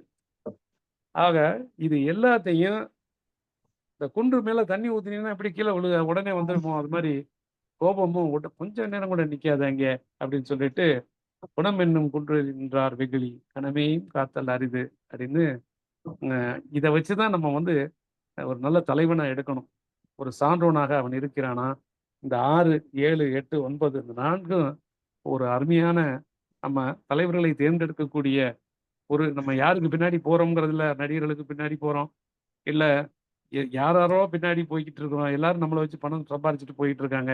ஆனா உண்மையாக நல்ல தலைவனை எப்படி கண்டறிகிறதுங்கிறதுக்கு இந்த பெருமை உடையவர்கள், நம்மளுக்கு முன்னோர்கள் வகுத்து தந்த பாதையிலே உண்மையாகவே நடந்து சென்று அதை விட கருத்தில் விரிவாக்கத்தை தருகின்றவர்களே வரும், அவர்களே நல்ல தலைவர் அப்படிங்கிறதையும் இந்த இடத்துல சுட்டி காட்டுகின்றார். அதான் அரண். இப்ப அரண் வலியுறுத்துறதுக்கு முன்னாடி உண்மையான அரண் யார் அப்படின்னு சொல்லுகின்ற பொழுது அந்தனர் என்போர் அறவா. இது ரொம்ப ஒரு அந்தனர்கிற பேர்ல நிறைய சொல்லியிருக்கிறாங்க. ஆனா அதை போய் ஒரு ஜாதியோட நம்ம இப்போதைக்கு அதை விட அறியாமை எதுவுமே கிடையாது. அந்தனர் என்போர் அறவோர், அறத்துக்கும் இதுக்கு சம்பந்தம் இல்லையே. அந்தனர் என்போர் அறவோர், அற வழியாக எந்தவித பாகுபாடும் இல்லாமல், உயர்வு தாழ்வு இல்லாமல், பணத்திற்கு பின்னால் செல்லாமல் இப்படியெல்லாம் இருக்கிறது தான் சான்றோர். இப்ப சான்றோர்ங்கிற அதுக்கு தான் இந்த உரனென்னும் தோட்டியான், அவர் தான் அந்தனர். அந்த உரனென்னும் தோட்டி தான் உண்மையான அந்தனர். அவர் யாரு? அந்தனர் என்போர் அறவோர் மற்ற எவ்வுயிருக்கும் செந்தன்மை பூண்டொழுவலான். ரொம்ப சிறப்பா நுணுக்கமாக ஆராய்ந்து பார்க்கின்ற பொழுது வள்ளுவர் அந்த காலத்திலேயே இந்த வார்த்தையை தவறாக பயன்படுத்தி விடக்கூடாது என்று நினைத்து செந்தன்மை பூண்டு ஒழுகலான், அப்படி எவ்வுயிருக்கும் செந்தன்மை, செழுமையான இந்த கருணையோடு மெய்யுணர்வாக இருந்து பற்றுக்களை வென்று மேலோங்கி நிற்கின்ற இயல்பை கருணை மலையாக இருக்கக்கூடியவர்களை அந்தனர் அப்படின்னு நம்ம அவர்கள்தான் இவர்கள், இவர்கள்தான் அவர்கள். அதனால உயிர்களின் மீது இரக்கமும் பிறப்புக்கும் எல்லா உயிர்களும் என்ற நிலையிலே இருக்கக்கூடியவர்களே அந்தனர் என்று சொல்லி ஒரு அருமையான ஒரு விளக்கத்தை நம்மளுக்கு நம்முடைய வள்ளுவனார் இந்த நீத்தார் பெருமையிலே நிறைய செயல்களை நம்மளுக்கு கொடுத்திருக்கிறார். வள்ளுவர் ஒரு நீத்தார் தான். அவருடைய பெருமையை தான் நம்ம இன்னைக்கு 2000 வருஷம் கழிச்சோம் நம்ம பேசிக்கிட்டு இருக்கிறோம். அவரை போன்று நம்மளையெல்லாம் நினைத்து அங்கே எல்லோரையும் ஒன்றாக பேணி அவர்களை அடுத்த கட்டத்திற்கு மானுடத்திற்கு வழிகாட்டியாக, இனத்தின் வழிகாட்டியாக, மானுலத்தின் வழியாக மாறி எல்லா உயிருக்குமான வழிகாட்டியாக ஒரு தலைவனை உருவாக்க வேண்டும் என்பதே இந்த அறநூலினுடைய முக்கியத்துவமாக இருக்கிறது. அவர்களை எந்த சாதியாலும் மதத்தாலும் மொழியாலும் பகுபடுத்தாமல் உலக மானுடன் ஒருவனை உருவாக்குவதற்காக இந்த நூல் உருவாக்கப்பட்டிருக்கிறது. அதனால உலக பொதுமறை, அந்த உலக பொதுமறையிலிருந்து நீத்தார் பெருமை என்பதை உலக மாந்தர்களிலே மிகச்சிறந்தவர்களினுடைய அடிச்சுவட்டினை எடுத்து அதை நாம் நூல்களாக செய்து நம்முடைய வள்ளுவருக்கு காணிக்கையாக ஆக்க வேண்டும், மானுடத்துக்கு காணிக்கையாக ஆக்க வேண்டும், போரற்ற உலகத்தை உருவாக்க வேண்டும் என்ற சிந்தனையை விதைப்பதற்கு ஒரு வாய்ப்பினை தந்த நம்முடைய கலை இலக்கிய பெருமட்டத்திற்கு என்னுடைய நெஞ்சார்ந்த நன்றியை சமர்ப்பித்துக் கொள்கின்றேன். அறம் அவர்களுடைய செயல் மிகச் சிறப்பு, பாராட்டற்குரியது. அவருடைய சிந்தனையை வடிவமைத்து கொடுத்த அவருடைய பொறுப்பாளர்கள் அனைவருக்கும் என்னுடைய நன்றினையும் பாராட்டினையும் வாழ்த்தினையும் தெரிவித்துக் கொள்கின்றேன். அறமே கடவுள் என்று சொல்லி வாழ்த்தி விடைபெறுகின்றேன். நன்றி, வணக்கம். நன்றி பேராசிரியர் பெருமகனாரே, மிக்க மகிழ்ச்சி. வழக்கம் போல் பின்னூட்டத்தை தொடக்கி வைக்கிற எங்கள் கவிஞர் ரவீந்திர பாரதி ஐயா அவர்கள்.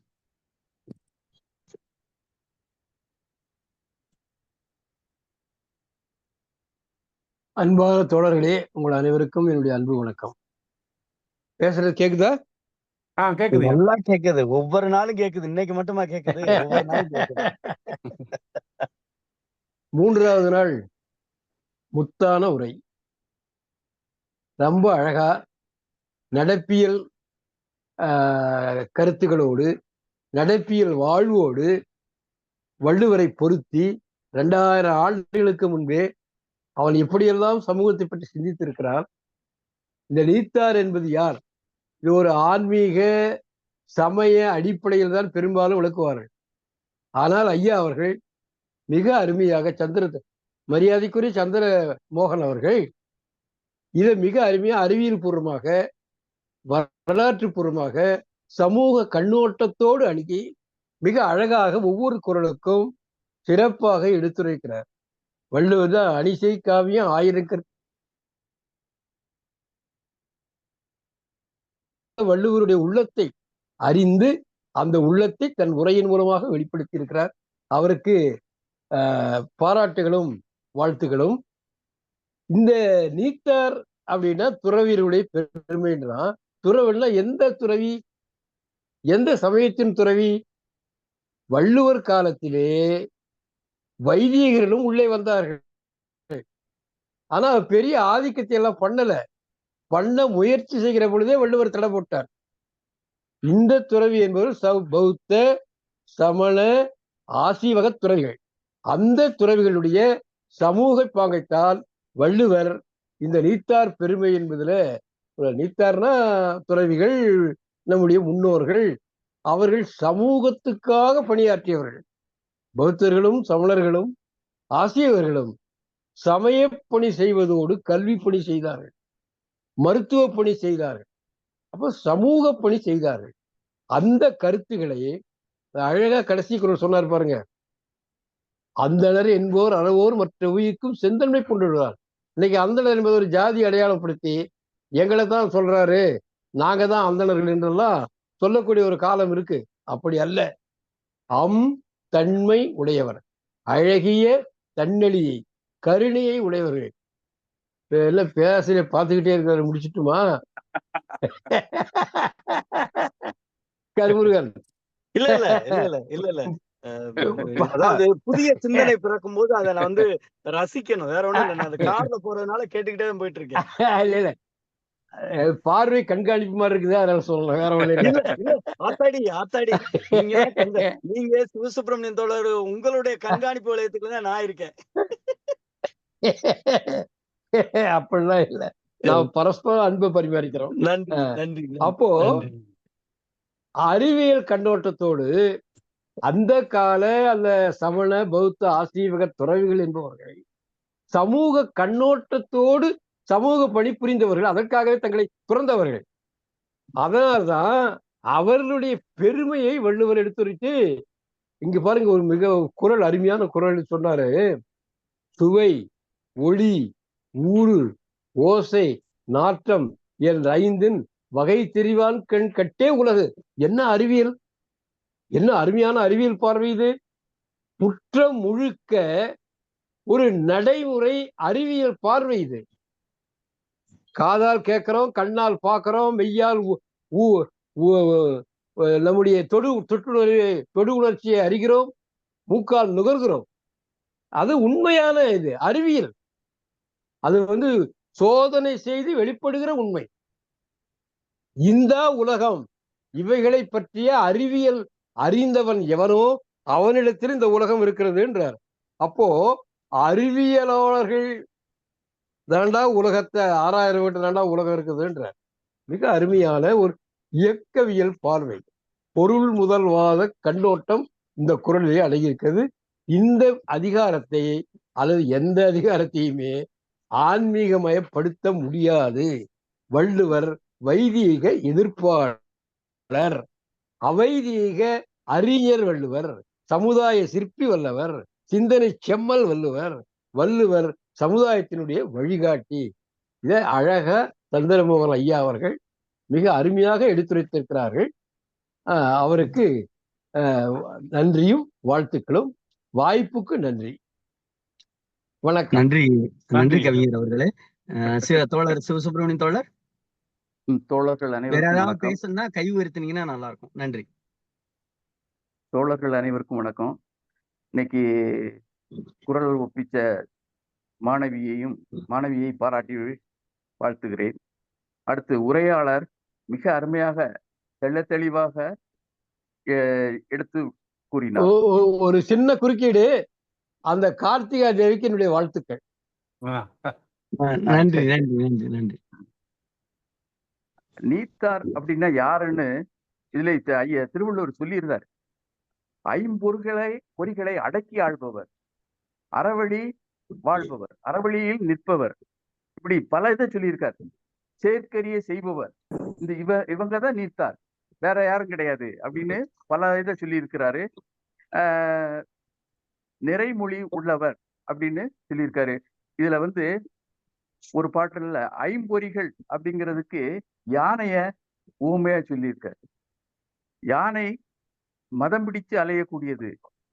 காரணம், மதம் பிடித்து அலையும். அந்த உள்ளத்து உறுதி எனும் அங்குசத்தால் அவற்றை அடக்க முடியும். அந்த அப்படி அங்குசத்தை அடக்கும் என்பதே இதுல இன்னொன்னு சொல்லலாம். ஆமை போல் 5 அடக்கல்னு இன்னொரு இடத்துல திருவள்ளுவர் சொல்லியிருக்காரு.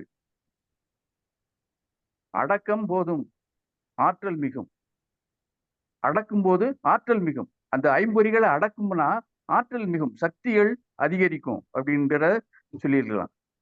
பொதுவா அடுத்து நிறைமொழி மாந்தர் பெருமை நிலத்து மறைமொழி காட்டிவிடும். மறைமொழிங்கிறது பொதுவா நான் நினைக்கிறேன் எச்சம், அதாவது மறைந்து நிற்கும் மொழி இல்ல, அது என்னைக்கும் மறையாமல் நிற்கும் மொழியாகும். அது கல்வெட்டு மாதிரி. மறைன்னு வேதம்னு சொல்லுவாங்க, மறைமொழி வேதமொழின்னு சொல்லலாம். அது நல்லவர் வாயிலிருந்து வரக்கூடிய வாக்கு, நல்வாக்கு அப்படின்னு எடுத்துக்கலாம். பொதுவா ஒரு மரத்தின் உயரம் என்பது மறைந்திருக்கக்கூடிய அதன் வேர்களிலிருந்தே கணக்கிடப்படும் அந்த உயரம். அதே மாதிரிதான் ஒரு மனிதனின் உயரம்ங்கிறது அவன் மூத்தோரிலிருந்தே தொடங்கும் என்று சுருக்கமாக சொல்லலாம். அருமையாக இருந்தது இன்னைக்கு உரையாடல், அருமையாக இருந்தது. அனைவரையும் பாராட்டி வாழ்த்தி நிறைவு செய்கிறேன். வாய்ப்புக்கு நன்றி. நன்றி நன்றி ஐயா. நன்றி நன்றி தோழமையே. அடுத்ததாக யாரோ கை உயர்த்தி இருக்காங்க. இந்த வர கை உயர்த்தினது யாரு எனக்கு பார்க்க தெரியல. அம்மா நீங்க பேசலாம், கை உயர்த்தினவங்க பேசலாம்.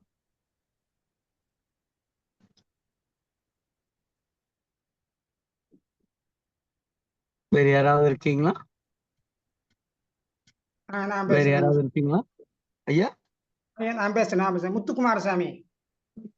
ஐயா ஐயா ஐயா வணக்கம் வணக்கம் வணக்கம். நீங்க இருக்கிறத நான் பார்க்கல, இப்பதான் பாக்குறேன். பேசுங்க பேசுங்க பேசுங்க, நான் பார்க்கல. ஆமா. அன்பான பணிவான வணக்கங்கள். காலத்தின் அருமை கருதி குறுகிய அளவில் முடித்துக் கொள்ள விரும்புகிறேன். நான் முதல் நிகழ்ச்சியிலிருந்தே வந்து இருக்க வேண்டும். எனது ஊழ்வினை, எனது அலைபேசி சிலது பழுதின் காரணமாக கலந்து கொள்ள முடியவில்லை, மன்னிக்கவும். நீத்தா பெருமை இந்த நிகழ்ச்சியில் கலந்து கொண்டு உரையாற்றிய ஐயா அவர்களும், குரல் சொன்ன கார்த்திகா அவர்களும், அவர்களது ஆசிரியர்களும், அவர்கள் பள்ளியும் சீரும் சிறப்பும் பெற்றிருக்கிறதை மேலும் மேலும் வளர வேண்டும் என்று எனது வேண்டுகோளை வைத்துக் கொண்டு இந்த நீத்தா பெருமை அதிகாரம் பற்றி நான் சொல்ல விரும்புகிறேன்.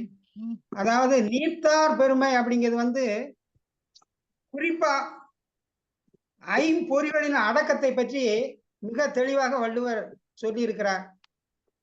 ஐந்தவித்தான் ஆற்றல் அகல் விசும்புலர் கோமான் இந்திரனே சாலும் கரி சுவை ஒளி ஊறு ஓசை நாற்றம் என்ற ஐந்தின் வகை தெரிவான் கட்டே உலகு அப்படின்னு சொல்றாங்க. அந்த ஐம்பொறிகளை பற்றி சொல்லும்போது என்னன்னு கேட்டா, மனிதன் வாழ்வுக்கு எது அவசியம்னா ஐம்பொறிகளை அடக்கி வாழக்கூடிய ஒரு தன்மை இருக்க வேண்டும். அந்த ஐம்பொறிகளால் வருகின்ற, அதாவது மெய்வாய் கண். ஜிபே பண்ணணுமா இல்ல ஐயா ஜிபே பண்ணவா இல்ல எப்படி? ஐயா கேக்குதுங்களா? கருமுருகன் கொஞ்சம் ஆஃப் பண்ணிக்கங்க மைக். பேசுங்க ஐயா பேசுங்க. ஐம்பொறிங்கிறது மெய்வாய் கண் மூக்கு செவி என்பதை நாம் அறிவோம். அதனுடைய வெளிப்பாடு தான் சுவை ஒளி ஊறு ஓசை நாற்றம். இந்த ஐம்பொறிகளை அடக்கணும் அப்படிங்கிறத ஒரு சிறிய கதைகளை மட்டும் நான் சொன்னா, பெரியோர்கள் சொன்ன செய்தியையும் இந்த கதையையும் இணைத்து பார்க்கும்போது இந்த அதிகாரத்தின் முழு தன்மையும் வெளிப்பட்டுவிடும். அதாவது ஒருத்தன் உண்மையான துறவியை கூட்டிட்டு வா அப்படின்னு ராஜா ஒரு மந்திரிக்கு கட்டளை இட்டாரு. மந்திரி ஒவ்வொரு இடமா தேடினாரு, கிடைக்கல, உண்மையான துறவி கிடைக்கல. கடைசியில ஒருத்தன் சும்மா வெட்டியா உட்காந்துக்கிட்டு இருந்தான். அவங்ககிட்ட போய், எப்ப ராஜா உண்மையான துறவி கூட்டு வர சொல்லியிருக்காரு, ஒரு பக்கமும் கிடைக்கல, நீ வா, உனக்கு 10 வராகம் பொண்ணு தாரேன் அப்படின்னு சொல்லி நீ வேஷம் போட்டு வா, துறவி வேஷம் போட்டு வா அப்படின்னு சொல்லி சொன்னாப்புலையாம். உடனே சரி அப்படின்னு சொல்லி அவனுக்கு எனக்கு அவ்வளவா ஒன்றும் தெரியாது அப்படின்னா, நீ ஏதோ கற்றுக்கிட்டு வா அப்படின்னு சொல்லி சொன்னாப்புல. உடனே அவன் கற்றுக்கிட்டு போனான். போன உடனே ராணியும் ராஜாவும் பார்த்தாங்க, இவன் உண்மையான துறவியா நல்லா இருக்கிறானே அப்படின்னு பார்த்துட்டு அவன் உடனே ஆசீர்வாதம் பண்ண உடனே ராஜாவும் ராணியும் அவன் காலில் விழுந்து ஆசீர்வாதம் வாங்கிக்கிட்டாங்க. உடனே இவன் துறவி வேஷம் போட்டு வந்த உடனே மந்திரி, இந்தா உனக்கு பேசிய வெடி 10 வராகன் பொண்ணு அப்படின்னு சொல்லி கேட்டான்.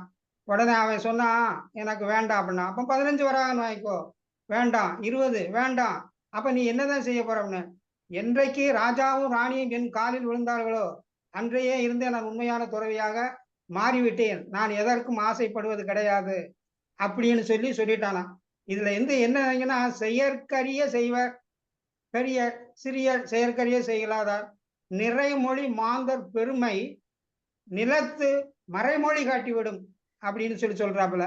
அவங்களுடைய தன்மைகளை அந்த நேரம் மண் மீது நடக்கும் மனிதர்கள் என்று நல்லவர்களாக இருக்கிறார்களோ அவர்களால் மண்ணுக்கு பெருமை. அவர்கள் செயல்பாடுகளும் அவர்களுடைய நடவடிக்கைகளும் அவர்கள் மனதை மாற்றும் அப்படிங்கிறத இந்த அதிகாரத்துல சொல்லியிருக்கிறாங்க. அதே மாதிரி இன்னொரு கதை, இந்த மாதிரி ஐம்புலனையும் அடக்கணும் அப்படிங்கிறதுக்காக ஒருத்தன் தியானம் பண்ணணும் அப்படின்னு நினைச்சிருக்கான்.